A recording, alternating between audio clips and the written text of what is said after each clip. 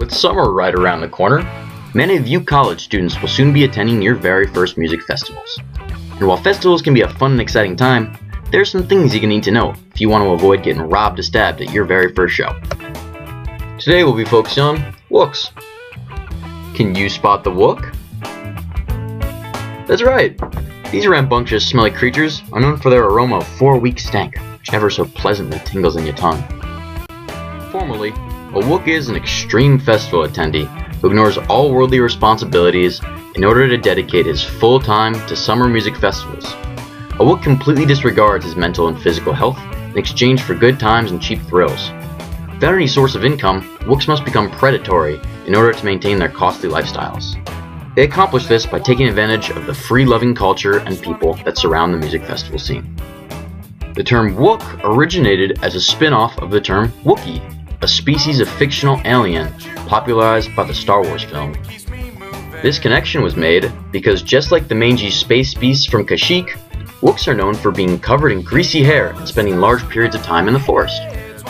To clarify, this video is created with the intention of helping new festival goers spot and evade Wooks so that they may have a positive first festival experience. Let's begin by learning how to spot a Wook. The first step in avoiding these funk-driven predators is noticing them.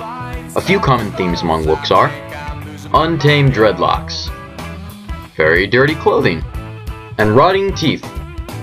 Oftentimes, it's easy to smell a Wook before you see one.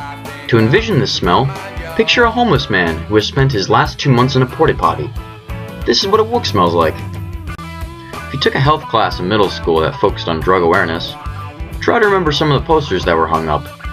If you take one of the characters from these posters and you imagine him in a tie-dye shirt, you have a pretty good image of what a Wook is.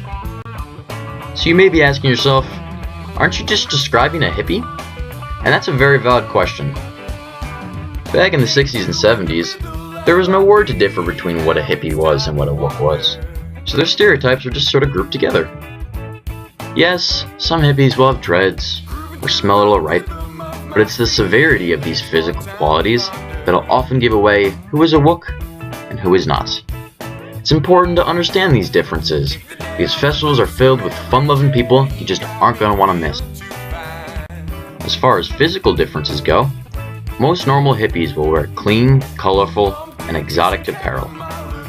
This includes large crystal pendants, elaborate hat pins, and generally nice clothing. These are all items Wooks won't be able to afford. Wooks won't be able to afford these items because they prioritize their money on cheap food, more festival tickets, and on brain-melting narcotics. But a Wook isn't defined by the clothing he wears. He's defined by the way he treats his fellow man. While it wouldn't be uncommon to spot a Wook stealing from a passed-out drunk woman, a proper hippie would never do anything to harm. A hippie's goal is to give back to the community, not hurt it, whereas a Wook's only goal is to steal enough money to give back to himself. It's very important to be able to notice these subtle distinctions between hippies and Wooks, because festivals are usually filled with both. Oftentimes, their physical differences will be minute, but how they affect the rest of your weekend will be huge, so watch carefully. To reiterate, Wooks are selfish. They won't be afraid to take away from your festival experience in order to prolong their own. They'll try to con you, pickpocket you, or even try to raid your campsite. So avoid them when you see them. If after this video, you've been equipped with the tools to spot and avoid Wooks in your vicinity, then I'm confident you'll have an amazing festival experience. Now go out there and have the best first time you can.